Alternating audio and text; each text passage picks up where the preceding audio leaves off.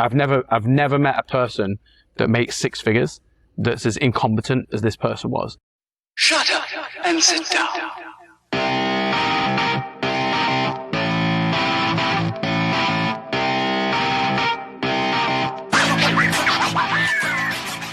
Right, we're doing it. So firstly, I want to say thank you for joining us. This is our inaugural podcast for the Failing Optimist. Goal for the podcast is to, pull back the covers on the real version of entrepreneurialism, not the kind of Instagram social media version that we've seen. This week's guest is Lauren Nowakowski, the effervescent Nowakowski. We've been friends for 8 years? Yeah, now? going on a crazy decade. Almost a decade. We've had a chance to move around in the same industry. We've kind of interacted in various different cities. We've had a chance to share a space here in New York. I wanted you one of the first guests.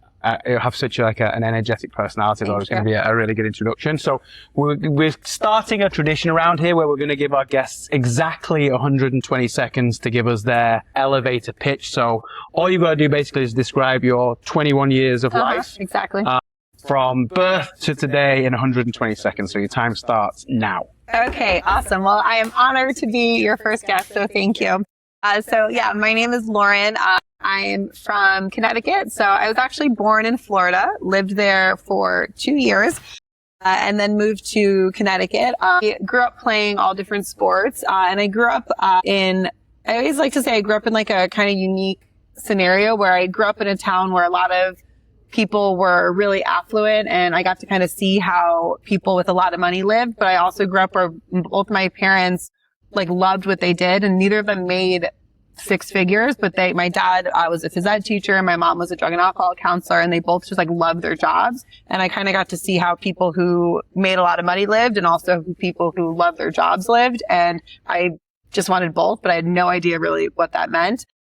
So I went to school, I studied communications, I minored in business. I basically wanted to, get a degree that was relatable. And going to school, the only thing I knew I wanted to do was play soccer. So I got a full ride to play soccer at a school here in New York, Fordham University, graduated there, started interning in New York, then eventually moved to Washington, D.C. Then I moved to Dallas, Texas, then Nashville. Now I'm back in New York and excited to be, working with you. You killed that. It's funny because I think, as we develop the series, I think this is going to be a running theme, like entrepreneurs moving to where the opportunity is. So for all the people that are now watching, the format of the podcast is supposed to be very candid. I have prepped a bunch of questions that we're just going to draw out of a proverbial hat, in this particular case, a beautiful wooden bowl. And then we're going to answer the questions. If you want, we can take it in turn drawing questions. And I think the message that we're really trying to deliver here is the real version of entrepreneurialism. So please feel free to be completely candid with your answers. Okay. Completely open and honest, and we'll see where we go from there. Okay. So I'm gonna go first then. Okay. All right, cool. Okay. So first question is, what does success fail to solve? Do you want me to? I've got an answer to this one if you want me to go first. Yeah, sure. Go for it. So my answer to this one is it fails to solve gratification. So I always had this mentality of if I do this thing, I'll be happy.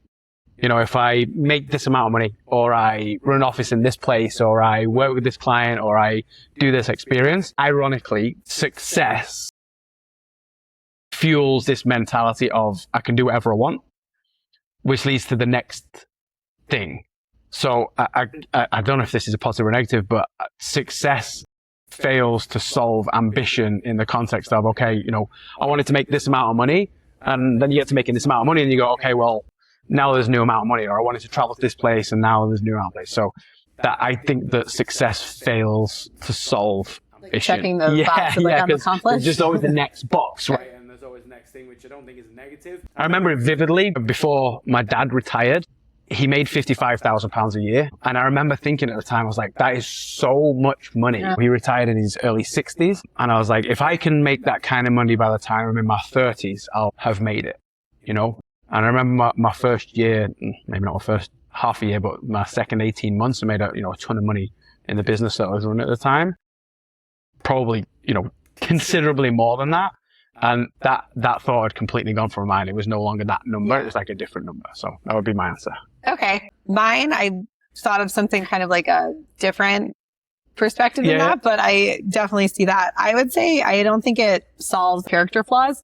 I think if you're a good person when you don't have money, you'll be a good person when you have a lot of money. But I think if you aren't a good person without money, I don't think being successful will change any character flaws. So I think that if someone treats others well, is respectful, my experience has kind of been the opposite. I don't know about you, but like bad people that become successful, it exemplifies it. Yeah, like it amplifies it. Yeah. Badder people. Yeah. So I don't think like, and I think people try to rationalize, well, I made this decision because I had to put my business first, or I needed money, or whatever it might be. But I think people who rationalize not having integrity, it doesn't change when they become successful, or when they have money, or when they, hit whatever milestone they're working towards. I think it just amplifies it. So I think it fails to solve. I think your answer is way better than my answer. Okay, you draw Okay. the next question. I'll go next. Are we allowed to veto or skip any? Or no, okay, we're in it. Okay. Right. We're in it to win it. You had a chance to veto them before. Oh my God. Okay. Whatever comes out of the pot comes out of the pot.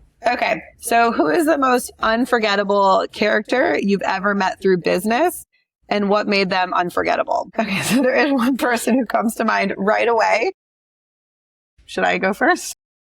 If it jumped into your head, absolutely. Okay. So I have somebody that jumped into my head as well. And this is, I think, in a positive way, unforgettable, but there's someone who I worked with pretty closely for a year and a half, and will probably watch this podcast, and I'm still close with him, but I had to learn how to be a different coach. Just to give some background, he served in the military. He was in, I think, special forces or special ops. So he's going to know when you're talking about him. Yeah. I think a lot of people who worked with him will, and it's unforgettable in a great way, but just a different, type of person. Yeah. But he did, recon for the Marines. He just had such a intense mentality, but also with a background in the military. Working with him, he also was very into, even though it was so practical, very into spiritual. He would say that he's on a different dimension and a different plane. And I just think if you have the chance to work with this person, you would never forget him. He had catchphrases that we still talk about. It was just a interesting experience coaching him. And he was one of the top performers on charity. And he did really well and had a lot of success. But yeah, he was the first person who came to mind. And he's still the exact same person that when I worked with him, he's still the same person that he is now. And he's, having success in a different industry, but he's the first person who popped into my mind. Mine's a radically different direction. So this question came to me, and instantly I thought this person, I can't mention their name, and they probably will never see this, but they still work for a client that I had at one point. She was her. Do I know her? No. Okay. She described herself as an airheaded Barbie. Okay. And she was. And she had this very well-paid job on the client side, and the company at the time was run by a group of dudes. And she was very aware of what her role was, which was to be the pretty girl in the office that was very, very, very revealing. She just knew what her job was.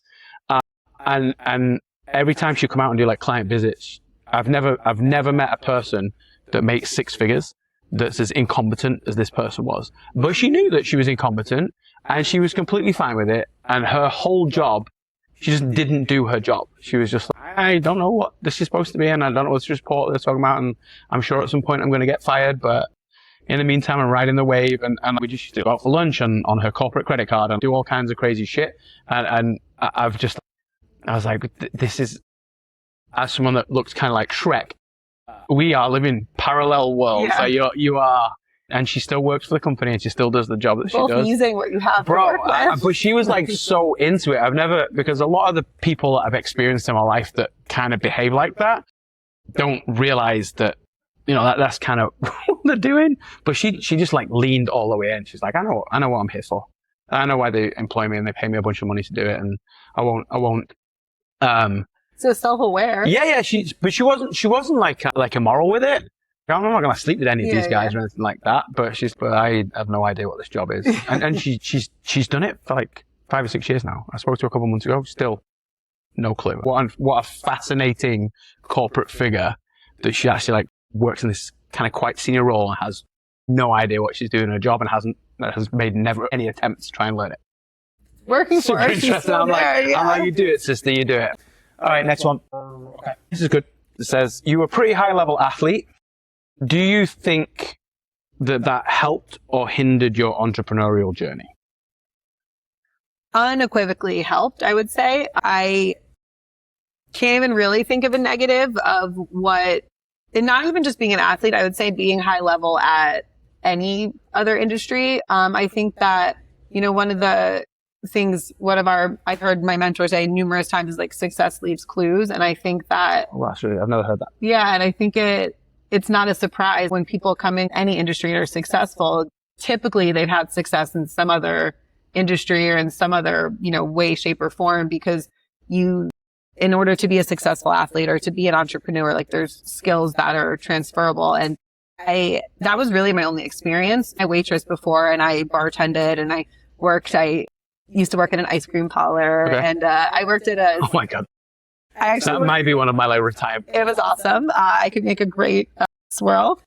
I also worked at a deli, but I wasn't allowed to touch any of the knives. So I feel like I might have been the version of that girl you were just talking about at the deli. But so at least we're self-aware. Yeah. But I would say the only experience I had was being a collegiate athlete. And I think the discipline that we had to develop, the understanding that, your coaches have what's your best interest. And I think that was something that really translated. Like when I started working, the biggest reason I think I was successful is because I just did exactly what people told me to do. I understood that my leaders couldn't be successful or my mentors couldn't be successful if I wasn't. So even if I didn't really know why they were giving me the information, at least to start, I just did whatever they said, because just like my soccer coach, when I was in college, was from Albania, and he was very, very old school, and he would have us do some like very odd exercises. Like we used to like carry rocks and like run with them over our head. Yeah, our coach used to make us push him around the parking lot in the car. Yeah, we would do odd exercises, but he got a bonus if we made it to the tournament. So like we knew he wanted to win, so it made sense like to just listen to him. And that was something that I think I understood. It was like, my coaches are going to give me information that's mutually beneficial, so listen. And also, I think being any high level, you have to understand how to lose and how to fail, and that's part of winning. And I didn't have success right away. And there was when I played in college, I actually didn't really play much my freshman year, maybe a couple games, and I didn't change my belief in myself. And then my sophomore, junior, and senior year, I wasn't subbed out for 1 minute. I played every minute of every game after not playing much freshman year. But I think it would have been very easy to be like, maybe I should look at a school I could play more, or maybe I can't do this, or maybe I shouldn't keep training as hard, because what's the point if I'm not even going to play? But that was never my mentality. It was like, okay, I could go in at any minute. I could play at any minute. Should be here. I'm part of the team. I deserve to be on the field. And I think that translates. Success is an instant. And there's a lot of times in any industry where you're working so hard and you're putting in all the effort, but there's nothing yet to show for your results. Yep. But knowing you're doing the right thing, knowing you're where you're supposed to be, knowing you're, acting the way you should be acting, eventually the results will follow. Can't think of a negative of that having been a collegiate athlete translates. So yeah, for sure. I think it helped me be successful. I don't disagree with anything that you just said. My take was just slightly different. So I'm sure you can relate to this, but obviously anyone who plays a decent level of sports does pre-season training. Mm-hmm. Yeah, every time. I'm so happy not to be there. Every time I've ever said the word pre-season training to an athlete, they do this like twitch. When I first came in to like entrepreneurialism, I went through, I think, a very similar training program to you, where, I had to go in and kind of learn the sales and marketing side. And I for sure thought I was better than sales. I was like, I have degrees. Why would I do sales? Mm-hmm. And the guy, the first kind of real mentor that I had that got me on the entrepreneurial kind of process was also an ex-professional athlete. And I remember kind of a couple weeks in bitching and moaning a little bit about why I had to do this. And he said something that's been a recurring theme now, is like, did you do preseason training? I did, we did the Twitch that we Twitch, and he's like, did you enjoy it? And like, obviously did the face. I was like, does anybody ever enjoy preseason, especially with rugby? I mean, it's all conditioning. Like, we just run for 5 weeks. Yeah. We don't even pick up a rugby ball. And he's like, did you enjoy preseason? And I was like, no, I absolutely hated it. He's like, well, why did you do it? I was like, well, I wanted to play for the team. And at that moment, I was like, oh, there's going to be seasons, realistically every year, where I was like, I'm probably going to have to do stuff for a couple months that I'm not like super excited about, but I do want the outcome.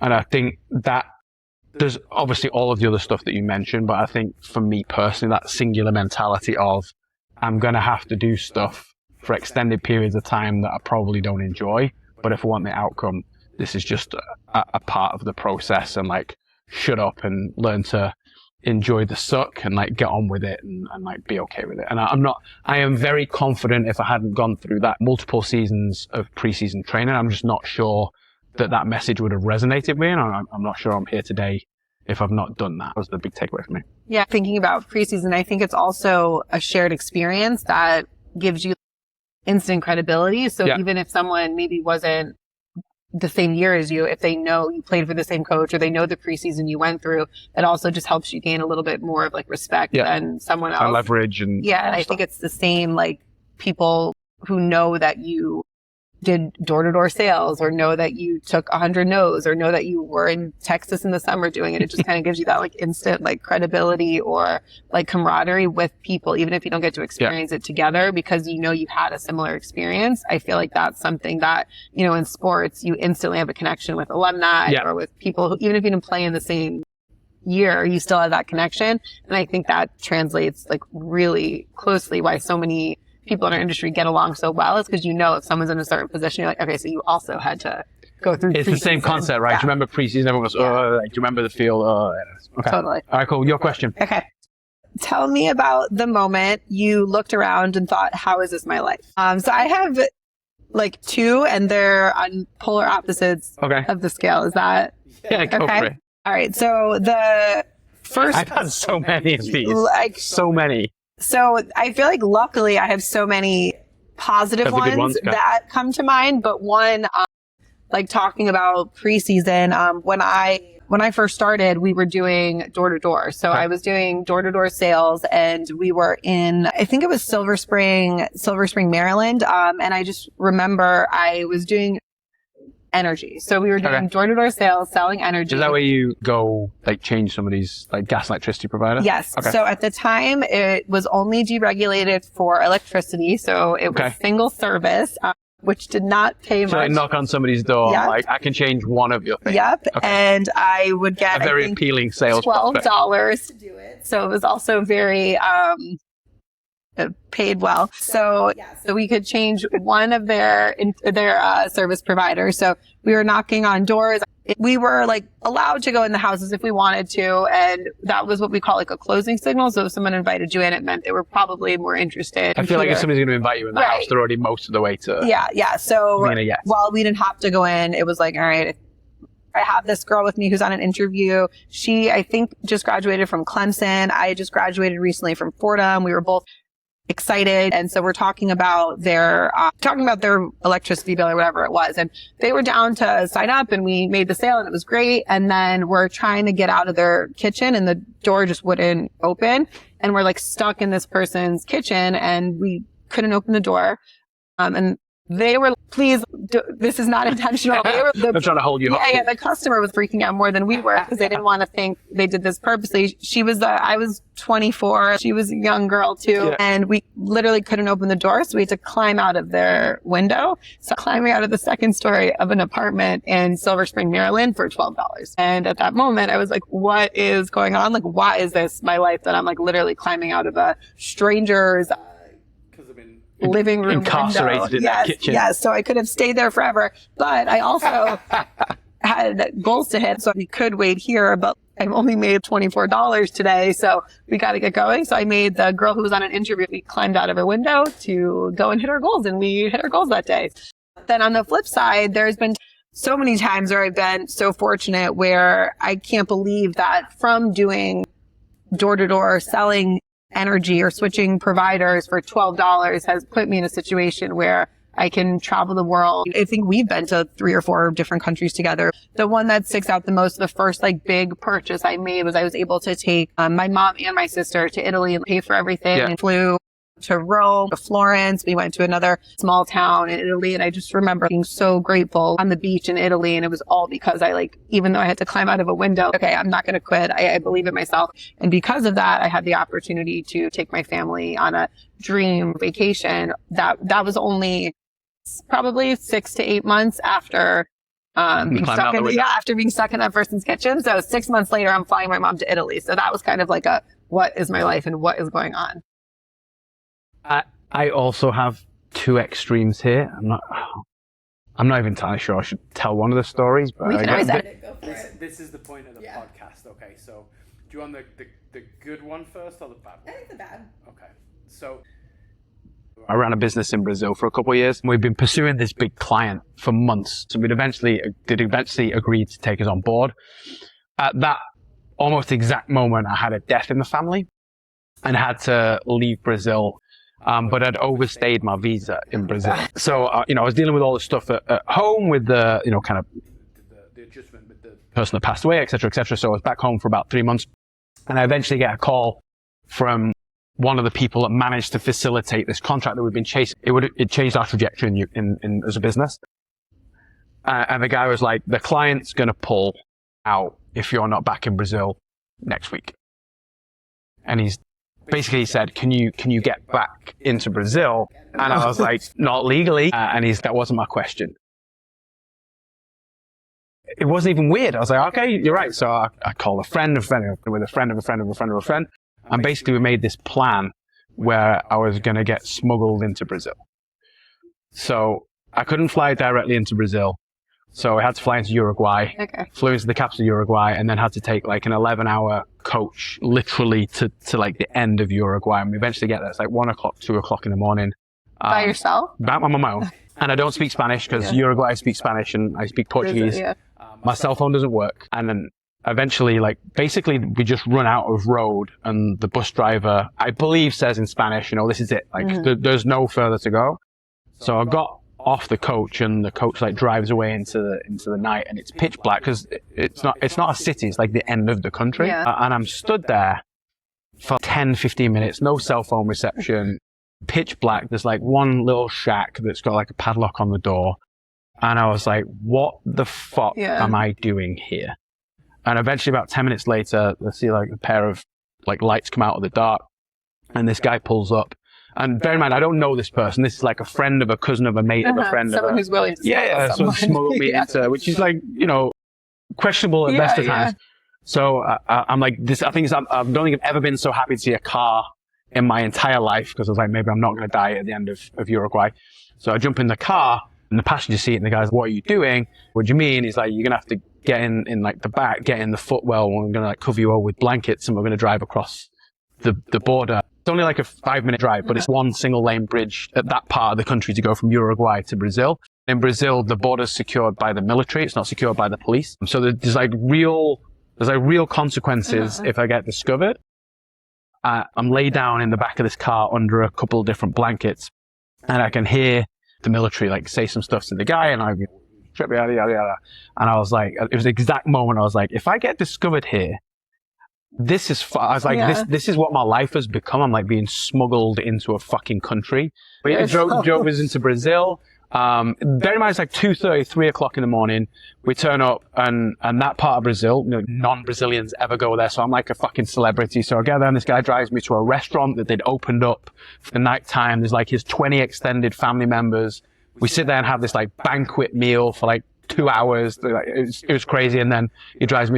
I get on a 24-hour bus back to Sao Paulo, and I was It's just like that was pretty crazy. Is it weird? Like, did anything happen when you left It Brazil? was terrible when I left Brazil because we had to do like a 12-hour journey from Uruguay to the end of Brazil, and then another 24 hours back up to Sao Paulo. And when I decided I was leaving Brazil, I was like, I'm not doing another 40 hours on a coach. I was like, I'm just going to go to the fucking airport and figure it out, deal with the consequences. That's probably a story for another time. But suffice it to say, when I go back to Brazil, I may or may not have to pay a fine. The converse to that was actually also in Brazil. It was the first time that I'd ever run a 50-person business. We had 50 full-time employees, and we ran this competition for our sales teams. So basically, if we hit a certain sales goal, we were going to take Saturday off.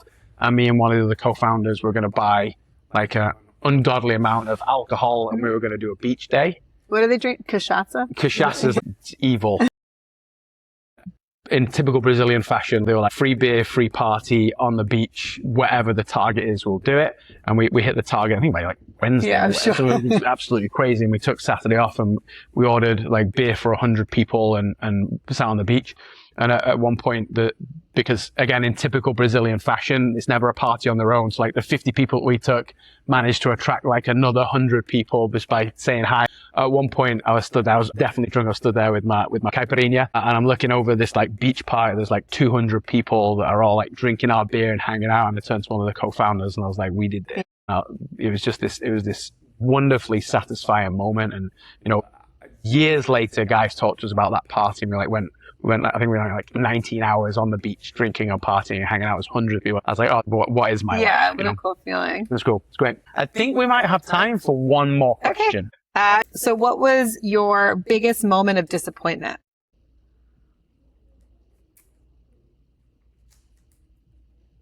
Okay. Yeah, I got it. I think as an entrepreneur, I think it's probably something I could choose every day. And in hindsight, I think I deserved the disappointment. I basically piloted a program. They'd never done any kind of face-to-face sales really before. And I spent like 6 months working on this program, kind of figuring it out, going through the real tough times. Like, you know, of any startup business, like that first 6 months is hell and long hours and making no money, and really kind of got to the point where I was, you know, we were making it work. And then the client had to choose one of the agencies that they were working with that was going to kind of run all the other agencies. And I was certain it was me. I was like, it cannot be anybody else. Like, I'm going to be the guy in charge. And they made the announcement that it was somebody else who's actually gone on to become a very dear friend of mine. We've worked in the same ecosystem for a while now. I love this dude. Shout out to Eric Martin, by the way. And they announced that he was going to be like the person running the campaign. And I don't think I've ever been so disappointed and angry and frustrated. I was like, this is so unfair, which is just it's not a word that I think entrepreneurs really ever get the right to say, but that's how I felt at the time. Now, in hindsight, it absolutely shouldn't have been me. It should totally have been Eric, but that really burned at the time. That was a tough one. I was like, I felt like I've been robbed. There's so many times, I don't know if disappointment or just feeling like we could have done more. Yeah. I would say probably maybe my first year when I was an entrepreneur, like having the transition from being a leader to actually being the one in charge. Okay. And I remember being a little disappointed at people who worked for me, because when I was one of them, it was a different feeling being the one making the decisions and having to be the one who fired people, or maybe wrote a paycheck someone wasn't excited about, or made people work on a Saturday when they didn't want to. I don't think I understood the paradigm was going to shift when that was me, because I'm with you. Okay. Yeah, you were like, kind of disappointed in the feeling. Yeah, I thought everything was just going to be like sunshine and rainbows, and it's my business. Of course, they're going to understand why. And like, everyone's going to love me and my friends. Yeah, like I know we were mad at like our manager who made us work on. But Saturday. I'll never be that manager. Yes, no one would ever be mad at me, because they want me to be successful, and we have a good relationship. I didn't understand what it would feel like. And I just felt a little like disappointed that now I was in a different position. Yeah. So now I was like the boss. And I always kind of like joke around now with people, like when they're happy with me, they're like, oh, Lauren, got me this, or Lauren did this, and if not, she's making us work on Monday. Yeah. Like she's, and I'm like, I never thought I would be she. So like one of the, I would say that was one of the things that I was like shockingly disappointed by, was when leadership is like a little lonely sometimes. Yeah. And so that would be probably one of the things I was like disappointed by. Okay. I think that's probably a good bombshell to finish the program on. We do have, or we will have, I guess, a tradition around here, and the goal for us is to continue to evolve this. So I'm going to ask every guest that we have to propose a question that we'd like to put in the bowl for the next guests. So what is your proposed question that you would like to hear from other entrepreneurs? Okay. So I think my proposed question would be, what is something that most surprised that you're so proud of? So like whether it's a skill or an accomplishment or something you've done, I'm sure no one's surprised they're proud of buying their first house or making their first million. What are you proud of that you're surprised you have so much pride in doing or learning or becoming? You know exactly what my answer is. I'm not going to answer it now. It'll be on another show. I just want to say thank you so much for your time. Thank you for being there. This is awesome. And hopefully there'll be a bunch more after this. Can't wait to Thanks watch. so much. Have a nice afternoon. Thanks, guys. Shut up and sit down.